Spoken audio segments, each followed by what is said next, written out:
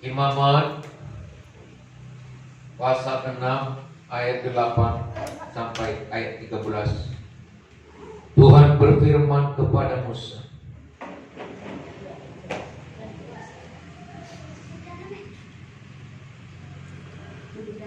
perintahkanlah kepada Harun dan anak-anaknya, inilah hukum tentang korban bakaran. Korban bakaran itu haruslah tinggal di atas perapian, di atas mezbah semalam-malaman sampai pagi. Dan api mezbah haruslah dipelihara menyala di atasnya. Imam haruslah mengenakan pakaian lenannya dan mengenakan celana lenan untuk menutup auratnya. Lalu ia harus mengangkat abu yang ada di atas mezbah sesudah korban bakaran habis dimakan api, dan haruslah ia membuangnya di samping mezbah. Kemudian haruslah ia menanggalkan pakaiannya dan mengenakan pakaian lain, lalu membawa abu itu keluar perkemahan ke suatu tempat yang tahir. Api yang di atas mezbah itu harus dijaga supaya terus menyala, jangan dibiarkan padam. Tiap-tiap pagi imam harus menaruh kayu di atas mezbah, mengatur korban bakaran di atasnya dan membakar segala lemak korban keselamatan di sana. Harus dijaga supaya api tetap menyala di atas mezbah, janganlah dibiarkan padam. Nah, saudara, ya, api tetap menyala di atas mezbah, harus dijaga supaya api tetap menyala di atas mezbah, janganlah biarkan padam. Inilah ayat yang ke-13 dan yang menjadi tema khotbah kepada kita pada kesempatan ini, ya, yaitu harus dijaga supaya api tetap menyala di atas mezbah, jangan dibiarkan padam. Jadi hati yang tetap menyala, inilah arti daripada mezbah. Ya, kan ada lagu pujian kita, ku bawa hidupku sekarang, ya, sebagai mezbah. Jadi hidup kita, hati kita adalah mezbah, dan di atas mezbah, di atas hati kita ini, ya, harus, ya, tetap menyala. Api tetap menyala. Apa itu, saudara kekasih? Ya, inilah hal-hal rohani. Persekutuan kepada Tuhan harus tetap menyala, ya, harus tetap menyala bagi Tuhan. Doa-doa kita harus tetap menyala bagi Tuhan. Pelayanan kita harus tetap menyala bagi Tuhan. Puji-pujian kita harus tetap menyala untuk Tuhan. Ya. Semangat kita harus tetap menyala untuk Tuhan, jangan dibiarkan padam. Ya. Karena dengan menyala untuk Tuhan, saudara, maka akan terjadi yang mujizat-mujizat. Akan terjadi perubahan ajaib sebagaimana apa yang kita rindukan. Apa yang kita rindukan dalam kehidupan kita, saudara, supaya keterpurukan pulih menjadi lebih baik. Amin. Apa yang kita rindukan untuk hal pelayanan kita, supaya pelayanan kita yang hampir, ya, misalnya surut, kembali bangkit. Jadi itulah sebabnya, maka mezbah kehidupan kita ini harus tetap menyala untuk Tuhan. Semangat untuk Tuhan. Ya, doa-doa kita menyala lagi untuk Tuhan. Pergerakan kita, kesaksian-kesaksian kita harus tetap menyala untuk Tuhan. Haleluya.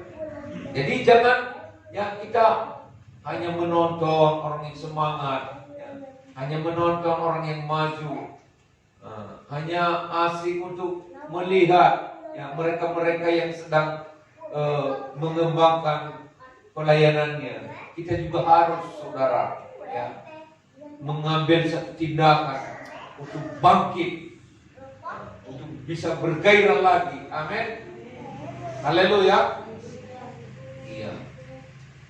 Jadi kalau kita sudah, ya, menyala bagi Tuhan, maka terjadi satu mujizat. Pertama-tama saudara, ya, akan terjadi penerangan terhadap yang gelap. Haleluya. Nah, yang tadinya juga saudara yang kasih tidak tahu berbuat apa-apa, tidak tahu cara bagaimana mengikut Tuhan, tidak tahu tadi bagaimana memuji-muji Tuhan, tidak tahu bagaimana berdoa, ya, ada malas-malasnya untuk datang beribadah kepada Tuhan. Tetapi dengan melihat kita semangat, maka mereka juga kembali bangkit. Matius pasal 5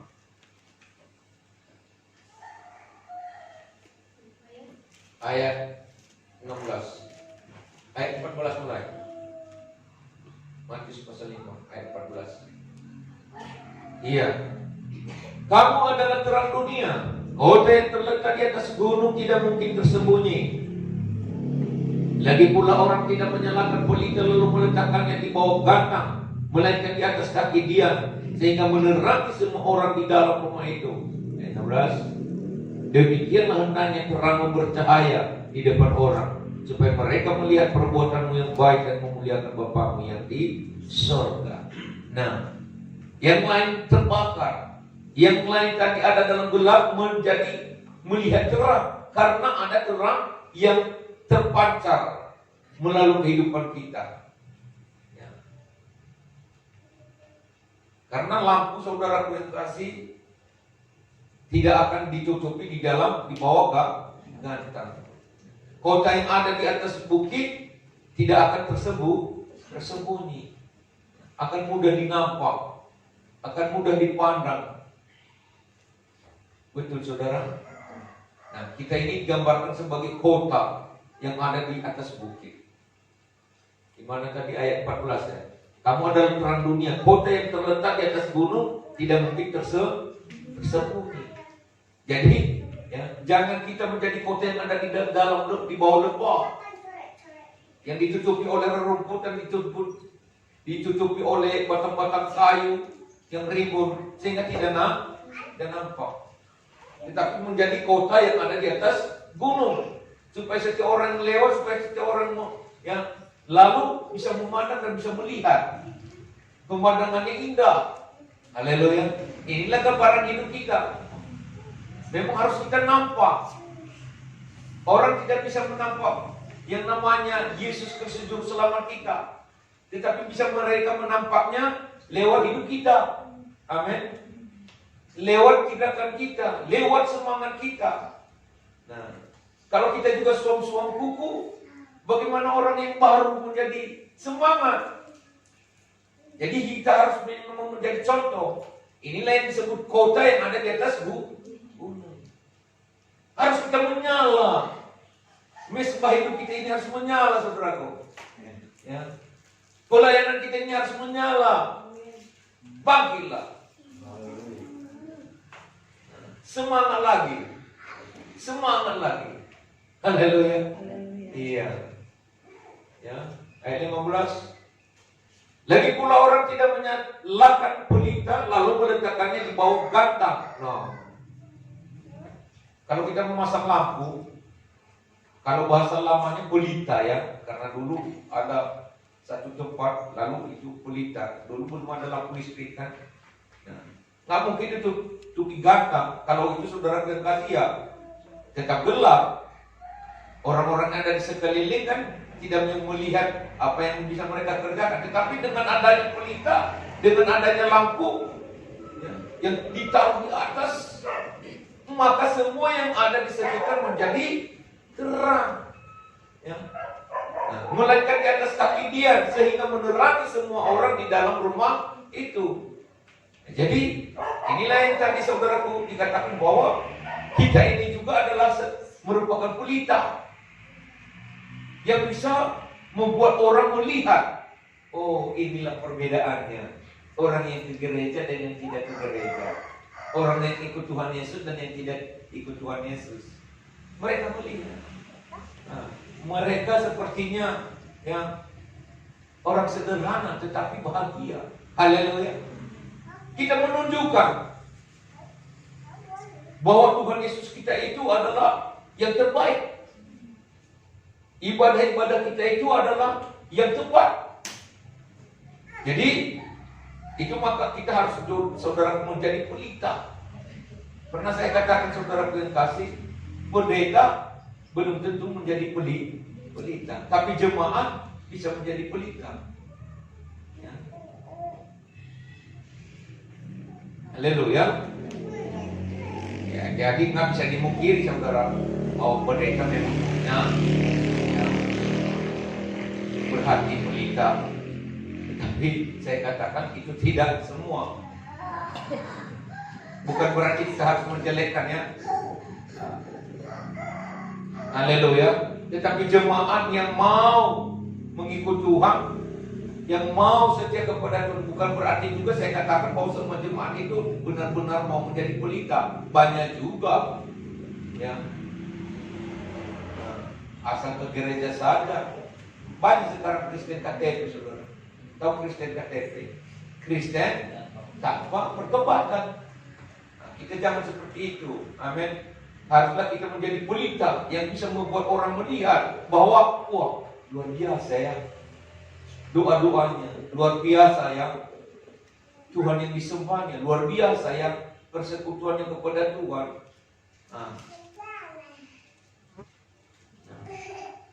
Jadi sehingga dengan itu supaya mereka melihat perbuatanmu yang baik dan memuliakan Bapamu yang di surga. Jadi yang dimuliakan jadinya siapa? Tuhan kita. Yang dimuliakan, yang ditinggikan Tuhan kita. Jadi tidak akhirnya direndahkan. Ya. Kenapa saudara? Banyak pekerjaan Tuhan, kebenaran Tuhan tak bisa ditegakkan. Bukan karena ya, tidak baik, tetapi karena kadang-kadang ada orang Kristen yang sengaja yang ini tadi Kristen tanpa pertobatan. Ya, saya pernah ada di satu bus dan banyak orang membicarakan hal-hal duniawi lah, acara-acara adat istiadat. Ya. Lalu orang yang berbicara ini ada orang yang tidak pernah ke gereja dan tidak beragama lah, saya katakan. Sementara ada temannya cerita ini orang yang beragama, orang karismatik lagi. Nah, lalu yang tidak beragama ini kan membicarakan, kalau ini gereja ini mereka taat, mereka patuh, ini tidak mau lagi mengerjakan pekerjaan-pekerjaan seperti ini. Lalu ada orang yang beragama, itu yang gagah aja itu, ya bergereja. Orang Kristen jadi orang Kristen. Tetapi kalau yang melakukan hal seperti ini ada di istiadat ini kan tidak salah. Saya kan itu pun baik katanya pula. Nah, siapa yang mau buat perkataan-perkataan seperti itu? Orang Kristen juga. Sementara tadi yang belum ke gereja malah menghargai orang Kristen. Tetapi orang Kristen itu sendiri ya, malah memberikan sesuatu kesan yang seakan-akan bahwa bergereja ya bergereja, tetapi tidak perlu dilakukan apa yang diajarkan firman Tuhan. Nah ini sehingga ya, inilah dikatakan tadi pelita yang ditutup di bawah gantang, tidak menjadi terang, tidak menunjukkan diri, tidak menjadi contoh. Ya, beginilah sebenarnya menjadi orang Kristen. Beginilah sebenarnya orang yang berdoa itu. Beginilah sebenarnya orang yang beribadah itu. Beginilah sebenarnya orang yang semangat itu. Haleluya. Gitu saudara. Nah, Keluaran pasal 3 ayat 1. Kita baca.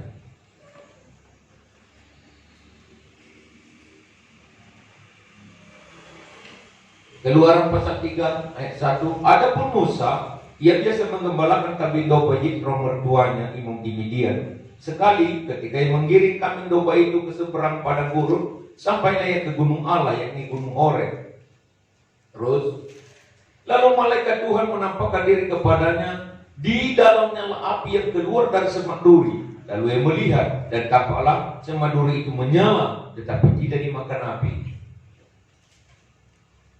Musa berkata, baiklah aku menyimpang ke sana untuk memeriksa penglihatan yang hebat itu. Mengapakah tidak terbakar semak duri itu? Ketika dilihat Tuhan bahwa Musa menyimpang untuk memeriksanya, berserulah Allah dari tengah-tengah semak duri itu kepadanya, Musa, Musa. Dan ia menjawab, ya Allah. Lalu ia berfirman, janganlah datang dekat-dekat, tanggalkanlah kasutmu dari kakimu, sebab tempat di mana engkau berdiri itu adalah tanah yang kudus. Lagi ia berfirman, akulah Allah ayahmu, Allah Abraham, Allah Ishak dan Allah Yakub. Lalu Musa menutupi mukanya, sebab ia takut memandang Allah. Tuhan berfirman, aku telah memperlihatkan dengan sungguh-sungguh kesengsaraan umat, telah memperhatikan dengan sungguh-sungguh kesengsaraan umatku di tanah Mesir. Dan aku telah mendengar seruan mereka yang disebabkan oleh pengarah-pengarah mereka. Ya, aku mengetahui penderitaan mereka. Sebab itu aku telah turun untuk melepaskan mereka dari tangan orang Mesir dan menuntun mereka keluar dari negeri itu ke suatu negeri yang baik dan luas, suatu negeri yang berlimpah-limpah susu dan madunya, ke tempat orang Kanaan, orang Het, orang Amori, orang Peris, orang Hewi dan orang Yebus. Sekarang seruan orang Israel telah sampai kepadaku, juga telah kulihat betapa kerasnya orang Mesir menindas mereka. Jadi sekarang pergilah, aku mengutus engkau kepada Firaun untuk membawa umatku orang Israel keluar dari Mesir. Tetapi Musa berkata kepada Allah, siapakah aku ini? Maka aku yang akan menghadap Firaun dan membawa orang Israel keluar dari Mesir. Ayat 12, lalu firman-Nya, bukankah aku akan menyertai kau? Inilah tanda bagimu bahwa aku yang mengutus engkau. Apabila kau telah membawa bangsa itu keluar dari Mesir, maka kamu akan beribadah kepada Allah di gunung ini. Nah, saudaraku yang kekasih, apa yang terjadi di sini? Ya, yang mau saya tekankan di sini bahwa Musa yang tadinya ya dia hidup di dalam keadaan patah semangat, putus asa. Kenapa? Sejarahnya begini. Dia tadinya hidup di Mesir, ya, dan tinggal di istana raja Firaun. Nah, oleh karena satu peristiwa ketika dia membela orang Israel yang bertengkar dengan orang Mesir, ya, maka dia menjadi melarikan diri karena dia dituduh untuk membela dan dituduh untuk membunuh. Ya, sudah membunuh, maka dia melarikan diri. Dia pergi ke tanah Midian. Lalu dia di sana, saudara yang kasih, bertemulah jodohnya. Lalu dia menikah, ya, dan dia ada selama 40 tahun. Bayangkan saudara, dia pekerjaannya hanya sehari-hari hanya menggembalakan domba, mertuanya Yitro. Nah, dia tidak pernah lagi ingat akan pekerjaan Tuhan. Tetapi tiba-tiba ketika dia sedang ada di padang belantara menggembalakan domba itu, dia melihat belukar duri yang menyala. Lalu dia katakan, kok bisa belukar duri itu menyala tapi tidak terbakar? Biarlah kulihat. Rupanya belukar duri yang menyala itu, saudara yang kasih, bukan api sembarangan. Walaupun dia menyala tetapi tidak merusak. Amin. Haleluya. Tetapi memberikan sesuatu semangat yang baru. Disitulah berseru Tuhan kepadanya, Musa, Musa, tanggalkan kasut dari kakimu. Inilah tempat ini kudus. Jadi itulah maka ketika kita mau melakukan persekutuan kepada Tuhan, memang hidup kita harus ya benar-benar menjaga kepribadian kita. Haleluya. Terutama hati pikiran kita, bersepah hidup kita. Nah, lalu dia datang dan mendekat. Aku mau menyuruh engkau untuk menjemput umatku yang ada di Mesir, karena mereka yang menderita tekanan oleh karena perbuatan orang-orang Mesir. Jemput mereka dan bawa ke tanah Kanaan. Aku menyertai, nggak mungkin aku bisa. Aku nggak berani menghadapi Firaun. Aku nggak berani.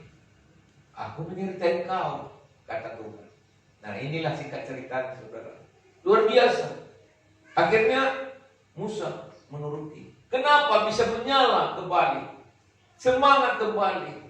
dipulihkan kembali hidupmu. Karena ada api yang menyala. Nah, nyalakanlah hidup saudara. Nyalakanlah mesbah hidup saudara. Saudara akan bisa membawa jiwa kepada Tuhan. Amin. Dan menjadi saksi Tuhan. Karena Tuhan juga, Yesus juga sudah berjanji, aku memberikan Roh Kudus ke atasmu. Kalau Roh Kudus turun ke atas kamu, maka kamu akan menjadi saksi. Memang kalau hanya dengan keinginan sendiri tidak mampu kita, saudara. Tetapi kalau Roh Kudus sudah menyala, kalau kita sudah melihat nyala api itu, sama seperti murid-murid Tuhan Yesus ketika diterapkan ke surga, lalu duduk di atas loteng, lalu mereka melihat lidah-lidah api, saudara, maka mereka menjadi semangat.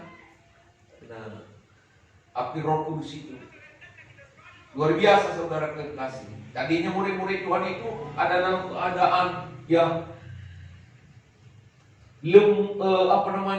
penuh kekhawatiran, kebimbangan, ketakutan karena dikejar-kejar, mau diserang sebagai pengikut Kristus, sebagai orang Kristen. Lalu mereka menuju ke satu tempat dan duduk di atas loteng, saudara. Lalu mereka berdoa sedang merenungkan keterangkatan Yesus Kristus beberapa hari yang lalu. Lalu ke hari ke-10 setelah Yesus terangkat, maka turunlah turun Roh Kudus, turun hari Pentakosta, itu yang disebut hari Pentakosta. Lalu mereka melihat lagi lidah-lidah api. Kisah Rasul 2 ayat 1 sampai 4 kalau dibaca. Sama seperti Musa ini juga tadi. Kisah para Rasul, iya. Ketika tiba hari Pentakosta, semua orang percaya berkumpul di satu tempat.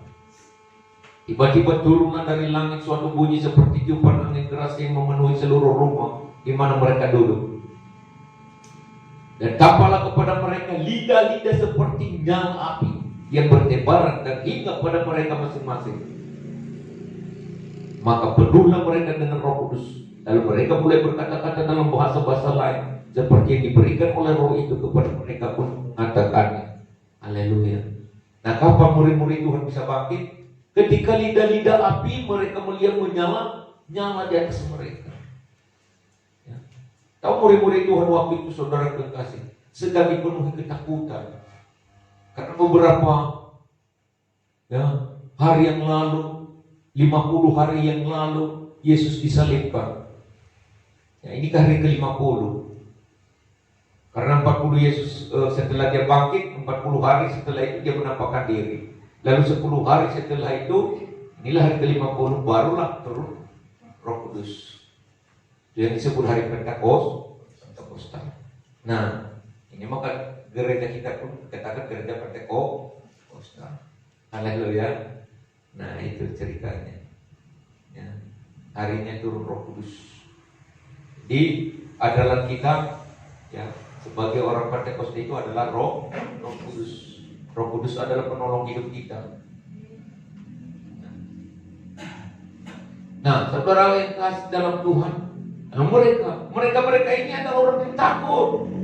Murid-murid Tuhan pada awalnya adalah orang-orang yang takut. Ketika Yesus disalibkan, walaupun Petrus berkata, aku membela engkau, Yesus berkata, engkau tidak mungkin. Oh, tidak mungkin.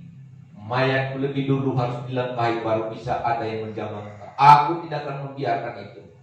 Apa kata Tuhan Yesus? Kukatakan kepadamu Petrus, belum satu kali yang berkokok, ya, engkau sudah menyangkal aku 3 kali. Ya.